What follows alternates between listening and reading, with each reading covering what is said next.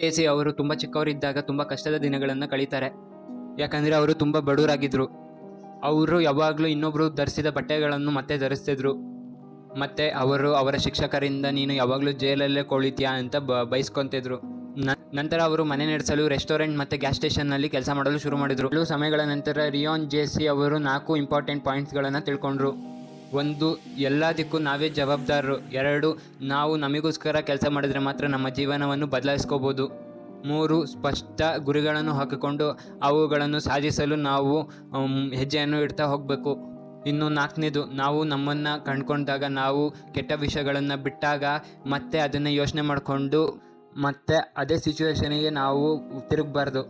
ಮುಂದೆ ಅವರೇ ಕೆನಡಾದ ಬ್ರೇನ್ ಟ್ರೇಸಿ ಇಂಟರ್ನ್ಯಾಷನಲ್ನ CEO ಆದರು. ಜನರು ಮತ್ತು ವ್ಯಾಪಾರದಲ್ಲಿ ತುಂಬ ಸ್ಕಿಲ್ನ ಅಕ್ವೈರ್ ಮಾಡಿಕೊಂಡ್ರು. ವಿಶ್ವದಲ್ಲೇ ಅತ್ಯಂತ ಪಾಪ್ಯುಲರ್ ಆದ ವ್ಯಕ್ತಿ ಆದರು.